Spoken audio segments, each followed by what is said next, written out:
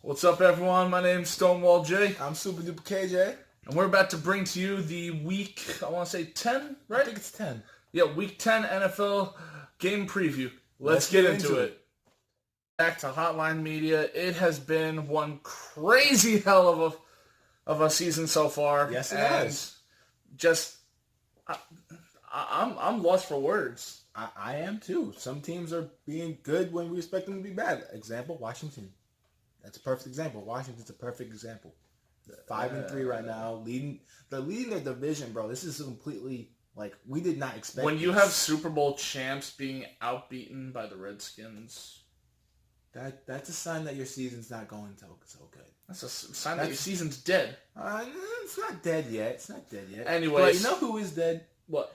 The Carolina Panthers after that blowout loss yesterday. That is true. For those of you who didn't watch the game, the final score was 52-21. It was bad. The Steelers completely annihilated the Panthers, and we were both watching the game. The first drive for the Panthers was a successful drive. It was good. TD. It was nice. It was nice. It was a little flat pass to McCaffrey from 26 yards out. Something like that. I want to say 26 yards out. Linebacker couldn't catch up to him. Got to the end zone. That was a good first drive. And then Big Ben to Juju Smith-Schuster. First play of the drive. 11 seconds into a TD. How do you manage that? I mean, to be honest, that was just the safety's fault. But that here's the safety question. Committed to that crossing route. Was that just the doing of good Steelers or bad Panthers? Bad Panthers. Immediately. Bad Panthers. Bad Panthers. Fair enough. That defense was not doing so good last night. Not at all. I mean, not just with the scores, but if you even look at the stats, James Conner just constantly running over the Panthers D. You know, Conner's proving that they don't need Le'Veon Bell anymore. But Le'Veon Bell's coming back this week. Yeah, but well, expected to. Expected. So, for those of you who don't know, really James Conner actually went out with a concussion protocol after last night's game. So, at least from what we at Hotline Media have understood, is that by Tuesday, Le'Veon Bell is expected to meet up with the Steelers to maybe discuss something about his future on the Pittsburgh Steelers franchise. Yep. Whether is he going to become a franchise tag, or is he just going to wind up dropping? Yeah, I mean, basically that's what that's going to be about. It's either he's going to get paid or he's going to be let go, and some other team's going to pay him. So, other than that, though, just overall the game was just a slaughter fest. That was really bad. Cam Newton did not have a good game at all. Pittsburgh was just running over them. It was bad. Yeah, it was bad. But not only that, but T.J. Watt stepping up. Yeah, T.J. Watt has been really impressive. If you look at the stats from even just in the beginning of the season, he's stepped up in sacks, stepped up in assist tackles, True. And he's even caused more. I wouldn't really say he has them exactly, but he has definitely caused more interceptions for his fellow defense. Oh yeah, definitely, especially on that second drive. Yeah, on that second drive, the offensive line did not block for Cam. He just came up. Cam just had to throw the ball away or force a safety. So he just threw the ball up, and sure enough, pick it off. Sure enough, a 2-point safety turned into a 6-point pick six. Yeah, but sorry for all you Panthers fans. Sorry for bashing on your team. It's just that game was really bad. But anyway, let's get to Sunday's games. All right. Well, first of all, we got for Sunday's game, we have an NFC North divisional showdown at Soldier Field in Chicago, Illinois. We have the 3-5 Lions going up against the 5-3 Bears. Now, KJ, may I remind you that the Lions have won the last 9 out of 10 games versus the Bears. How do you think this is going to be, especially now that the Bears have Mac as one of their big keys? Well, they're going to win 9 out of 11 because the Bears are going to win this one. Trubisky has been playing out of his mind. Khalil Mack is basically the sole savior of this defensive squad. It is just their defense has improved greatly. Plus, the Lions made a dumb move and traded their number 1 receiver for a mid-4th round pick. So they don't really have a receiving core now. I'm pretty sure that they let go of one of their running backs too, so the running back game's going to be really slow. Matthew Stafford just has to do everything by himself, which I don't know if he can do that. And their defense has been struggling the past couple games. So I'm calling Bears gonna win 35-14. 35. Well, that's a big number. It is a big number. Aside from scores, because every time when I've predicted scores, I'm just predicting the Bears win. It craps right in my face. I'm just predicting the Bears win. If I get the score right, whoop-de-doo. I'm gonna go ahead and just say Bears, just in general. There you go. All right, next. Most of us are saying the Bears. All right, next in the list we have actually a conference matchup. It's not even a divisional or anything. It's a full-on wide conference matchup at Paul Brown Stadium in Cincinnati, Ohio. We have the 7-1 Saints coming off a great win against the Rams, ending their undefeated streak, which must have boosted their confidence by a ton. Yeah, I watched that game. That was a really good game. The Saints just the Rams defense is one of the best defenses, but the Saints offense is one of the best offenses for a while now. They just torched them. But even though they completely torched them. But you know how right now we're talking about the Saints, right? Yeah. How about we go ahead and even mention where they're going to be? Home of the 5-3 Bengals, which, yes, AJ Green it will be issued that he will not play this game. Oh, that's going to be due to a foot injury. That's tough. But, however, think about it. Even without AJ Green, they still have been managing to get by. I mean, they have. I mean, I'm not going to lie. This might... Like with Tyler Effort. True. So, this might just be a phase right now. I'm not going to lie. This might be a phase. They might be being mediocre.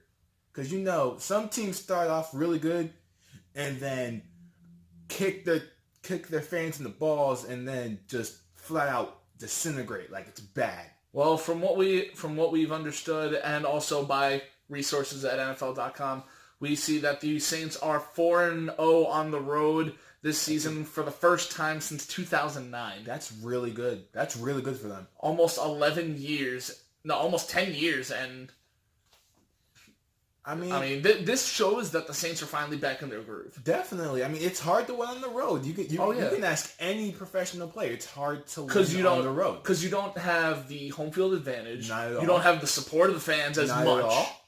I mean, you have some fans support you. Some fans travel. Yeah, some fans that's travel. A lot of gas but money. a good percentage of it does not end well. Not really.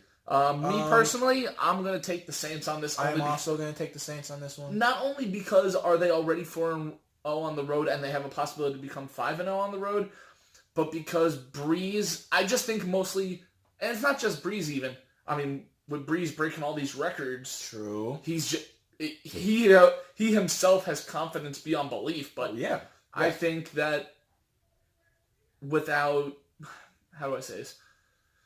Not without. My bad. Excuse me. You're good. More of I think that with the win over the Rams, ending their undefeated streak, and pretty much since the Rams were the only undefeated team in the league at the time, yeah, I think that boosted up the Saints' confidence by a bunch. Oh yeah, definitely. Now, and the thing is with the Saints, they never get cocky after wins like that. That is completely true. They stay composed. Especially Breeze. He'll sit there and say, "Yeah, I outbeated the number one defense, but I'm still capable of getting my job done." That is completely Same thing true. with Alvin Kamara. Even though Alvin Kamara is a rookie, you've seen over this year that every win that they've gotten, he sits there and every time they win, he knows that he needs to be focused for the next game. Oh, yeah, definitely. He treats every game, and I've actually noticed this, he treats every game as though it's his last game. That's how you got it. That's how every player has to picture it.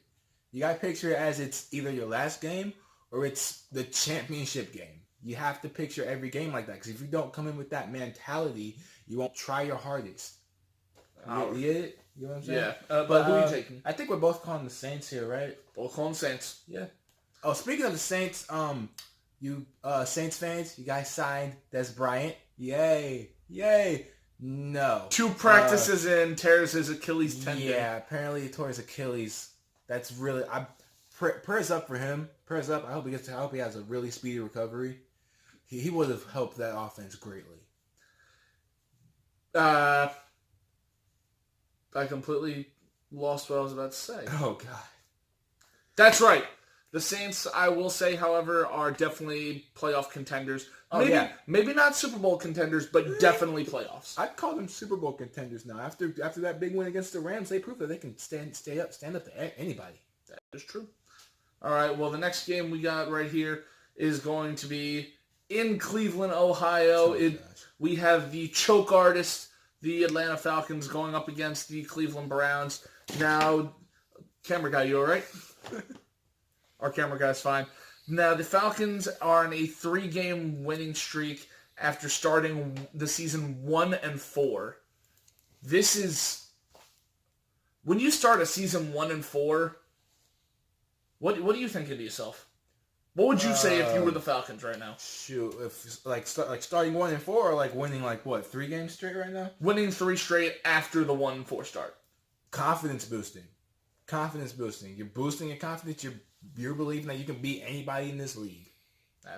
That's true. And the Browns, even though the Browns are 2-6-1 and probably are most likely to flunk this game, this is an improvement. Baker Mayfield looks like he actually might be able to handle himself. Definitely. Especially with all the coaching changes they've gone through with the teammates. He has to teammates and stuff like that, And Hugh Jackson getting fired. Yeah, that's the big thing. That was technical difficulty. Sorry. But yeah, even with Hugh Jackson getting fired, that was a huge improvement to just the Browns' overall playing style. Oh yeah, definitely. And even though they lost their first game with the new coach, you got to give them time to adjust. Yeah, definitely, completely. And to Browns fans, this season's actually a miracle. Yeah. I mean, being completely honest, they have 2 wins. True. I was watching First Take, and Steve Harvey was actually on it. That's a shocker, right? He's on a sports show. Literally, he said after the tie against Pittsburgh, he was brought to tears. That's how much that tie meant to them. Them having 2 wins, I'm surprised the city hasn't tried to destroy itself being so happy. I'm saying. I think we're both calling the Falcons on this one. Matty Ice, Julio Jones, who got his first touchdown last week. So I think we're butting heads right now. We are butting heads. I'm sorry. I just assumed. I'll stop assuming. I'm sorry. Only assume when you know it's the right time to assume. All right, whatever. So you're calling the Browns, I'm calling the Falcons. All right, I'm going to call the Browns only because I don't know why, but I'm one of those people right now who has unbelievable, idiotic hope in them right now. I have a feeling that they can get to that point in their season. I mean, it's not going to... I am not saying playoffs. I am not saying playoffs. No, they're not gonna make. They'd have to win the rest of their games, even for a wild consideration. Yeah, just to be considered. But this is a good step in the direction. Yeah, it's a very good step in the direction. A couple years down the road, they might be playoff contenders. I'm saying, just not this season. All right, next we got the. Both of teams 3-5, and they're in the same division. The AFC South is the Jaguars and the Colts. Now Andrew Luck is 6-2 versus the Jaguars in his career, but may I remind you of how small that number is? 6-2. That is due to the fact that he had missed 2 games due to that injury that he was out for all last year. That's completely true. But here's the thing: last year, correct me if I'm wrong, but didn't last year start Jalen Ramsey's little rise to defense? Yep. So here's the question. If they haven't already faced this year, how do you think it's going to be now? You know what? I'm going to say a hot take here. I'm making a really bold hot take right now. I'm calling Andrew Luck throws for over 400 yards and the Colts get the W. I'm going to take... this one's going to be a toss-up for me. Oh, wow. I'm not going to... Yeah. Bro, look at the quarterbacks. Only Blake Bortles, Andrew Luck. But, however, yes, Andrew Luck has the advantage in quarterbacks. Obviously. But, however, Jacksonville's got the advantage in defense. Their defense have been struggling, bro. That's why they're 3-5. If their defense was not struggling, they would be better. But may I remind you, most of that 5 losses have been due to offense. Look. You're going to tell me I'm wrong? Look. Both teams have a struggle on one side of the ball and strength on the other. It's going to be a good game. Colts are winning. End of story. Well, period. Done. You're the only one with a vote on that one. So, all right, this one. Oh my God! I have looked at the stats. Why are we going over this one? No, only because the two people that will be mentioned, which, by the way, the game is going to be the Chiefs hosting the Cardinals. Now, yes, for most everyone is going to right away assume, and no, well, this is going to be a no-brainer because even I'm going with them. Yeah, but the Chiefs are obviously probably going to annihilate them. But for most of the drives, however, there are two names that are going to matter in this matchup, and it is Tyreek Hill and Patrick Peterson. Patrick Peterson is by far one of the best corners in this game today, and Tyreek Hill is an explosive wide receiver. So that's completely true. I'm not going to lie. Like, Patrick Peterson is good. He requested a trade before the deadline. That is true. He did. But, however, for this game, even though, yes, the Chiefs are going to beat them on the scoreboard and most likely in every other aspect. Yeah. But if whoever watches this game, if you just watch those two throughout the entire game. Just look for that matchup and see who wins it. I mean, like, down in the comments, just say, like, if you're in the Arizona district or anything like that, and you get Arizona or Chiefs. Yeah, and you get the game, comment down below who you think like won the matchup between them two if they ever like cover each other or whatever. Yeah. Just down in the comments. Just do that. Just do that. All right. But we're both calling the Chiefs on that one, though? Yeah. All right, bet. No doubt. Cool. Even though I'm wearing the jersey of, one of the rivals. Whatever. Anyways, but next week... I'm sorry. Dude! Anyways, but next we got at MetLife Stadium, we got the Bills and Jets. The Jets have won 3 of their last 4 games against the Bills, and especially with Sam Darnold now, and in the past they've had some pretty crummy quarterbacks, i.e., at the time, Ryan Fitzpatrick, Mark Sanchez, Tim Tebow. Wait, who are we talking about here? The Bills or the Jets? Jets. Oh, God. Even though in the past they have... even though those 3 out of those 4 games have been trash. Those have been mostly defensive wins. True, I guess. But with Sam Darnold now, and he has just been lighting up that offense. He's developing. That's what he's doing. I will say he's developing. For what he has to work with that team.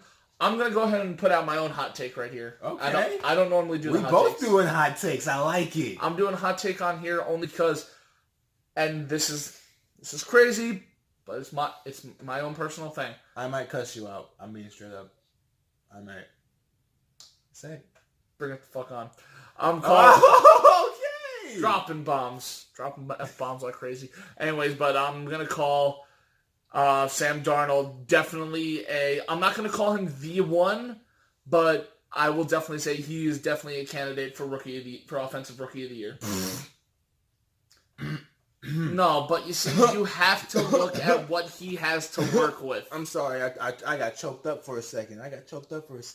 Have you not heard of what's his name? Oh, Saquon Barkley. Saquon? Yes. It's Shaquan Barkley. Whatever. There's an H in his name. No, it's not. There is. Is there? Yes. Cameraman, is there? Can you run those numbers?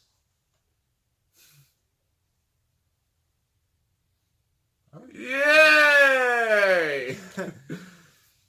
But continue what you were saying. I'm sorry for interrupting. That's my fault. You're good. No, you're good. Sorry. I understand why you're choking up and bullshit right now, but I only think that because if you look at what he's had to work with, he's definitely a candidate for it. Okay, He's had a crap offense to work with. Yeah. He hasn't had that good of an offensive line, but he's winning games. He's won 3 games. That's not bad. That's not bad for a rookie quarterback. That's not bad at all. Well, for a struggling team, anyway. Not only that, but then you have the Bills, who are right now a horrific 2-7. You mean a dumpster fire? I'm calling them a dumpster fire. I think a dumpster fire. There are much more words I can. Well, much more conjoined words I can use it, but I will not say it on here. Shit show. Worse. Oh God, worse. Oh Jesus. Okay. Oh. Oh God! Yeah, no, don't say that. Yeah, don't say that. not going to. Don't say that. So I think we're both going for the Jets here, right? Yeah, definitely Jets. Okay. Next, we got the Redskins and Bucks. Ooh. 6 out of the last 8 matchups decided by 3 points or fewer. Ooh, so we know it's going to be a good matchup. It's going to be a close game. Now, obviously, to some people, this may be a snorefest. This may be a snorefest. But, however, the Bucks, Ryan Fitzpatrick, Mike Evans. Fitzmagic. Oh, you have Ryan Fitzmagic. Mike Deshaun Evans, Jackson. Deshaun Jackson. Very, very old wide receiver, but he's getting it done. He's still doing really good. Yeah, he's getting it done. And then with the Redskins, I only have 2 names that I really need to point out. The number one is Alex Smith, who basically brung his training from Andy Reid and the Chiefs to Washington. Oh, you mean checkdowns? You mean checkdown passes? Like no passes like travel more than 10 yards in the air. Well, yet again, you gotta remember he drops back like 12 feet. Yeah, that's true. That's true. You watch a game, this boy goes from here to here. He doesn't go from here to here. Anyways, and then we have the biggest name right here, which our cameraman is a big fan of this guy, Adrian Peterson. Oh, yeah. He has been doing really, really well. Adrian Peterson has been doing really, really well. In all the games that he's rushed for more than 100 yards. Adrian has definitely stepped up his game in the past during this season because definitely. Think about it. His time with the Vikings, he was dominant. Yes, he was MVP. But however, his last year with them, he started slacking off a bit, and that's obviously why they replaced him. That's Father Time getting to him. Yeah. And then he went over to the Cardinals, and the Cardinals didn't go really well. Yeah, didn't really use him. And then you have the Saints, which that didn't go. That didn't go well either. Didn't go really well either. But now with Washington, I think he's found another home. I think he's found another home. I think he's going to be with them for at least two more years. 2 more years. Yeah, maybe. Yeah, I'm going to call like 2 or 3. 2 or 3? Okay, we can agree on that. But overall, me personally, I'm going to take the Redskins. I'm also going to take the Redskins. If Adrian Peterson can get on the roll and rush for over 100 yards, which he's done in all 5 wins, they could win this game. They're going to win. They could win this game. All right. Easily. The next one we got is, this one is going to be a blowout without a doubt. What's the game? Because it's actually a repeat of... It's actually going to be a repeat match of the... Oh, hold on just 1 second. I'm sorry. This is unbelievable. We're glitching out in the system. We're so sorry. We are so sorry. I think it was going towards the Patriots and Titans. It was going to be a AFC divisional rematch, which last year obviously we know was bad. It was bad because there were so many flags thrown on Tennessee that should have been on the Patriots. The Patriots basically had the refs in their back pocket on that one. They always have the refs on their back pocket. What are you talking about? That's true. You're but late. It's going to be Tom Brady and the Patriots offense versus Marcus Mariota and the Titans offense. Not only that, but a stout defense, a stout Titans defense. Their defense has been decent. Their defense has been good enough to withstand 4 wins. That's true. I mean, their offense has been doing pretty good too.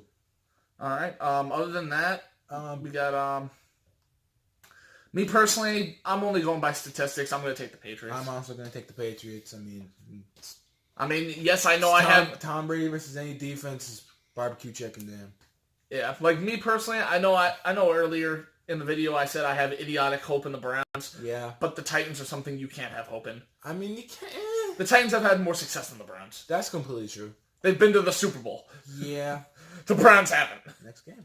All right, next game we have a AFC West matchup, the Chargers and the Raiders. The Chargers' 6-2 start is their best season since 2006. Oh my goodness! Wow. Over a decade. I mean, I'm not gonna lie. Like, their Chargers have been nice. They've been nice. Their offense is booming right now. Phillip Rivers is turning back the clock. Melvin Gordon's acting like a premier running back right now. Allen's doing nice. Let's also remember a big addition they made during the offseason. Who is that? And that is their tight end, Antonio Gates. Oh, yeah.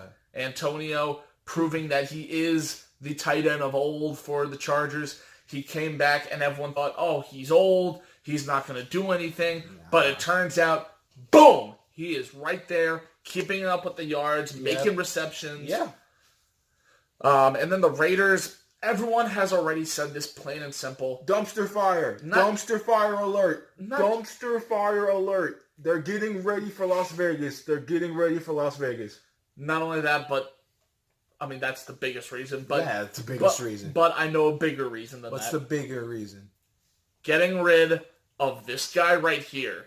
That was stupid. Khalil Mack. That was utterly retarded. When they got rid of him and traded him to the Bears, their entire defense went to hell. And then the Amari Cooper trade made their offense go to hell.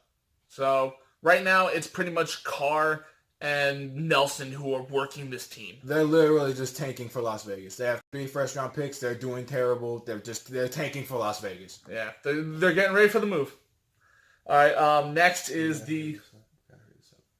I hurry it up. All right, hurry up a little bit. Sorry, guys. Yeah, we got to hurry this up. up. We're just going to try and rush through these last couple games. All right, Dolphins at Green Bay. The Dolphins are 5-4. Green Bay is 3-4-1. Aaron Rodgers won 11 straight home games, including playoffs so far. I don't... Are you seriously having a hard time choosing? Actually, no. Oh, thank gosh. I'm taking Green Bay all the way on this one. Thank you. Only because the Dolphins have been struggling in their last few games. Yes, they have. But Rodgers has been proving that even with slight injuries that could be minor, he is proving that he is still the quarterback of old. Aside from Brady, he is the GOAT. Aside from Brady. Oh no, I'm not laughing at that. My goodness. I think we're both calling the Packers here. Aaron Rodgers is just going to be too much for the Dolphins defense. Yeah.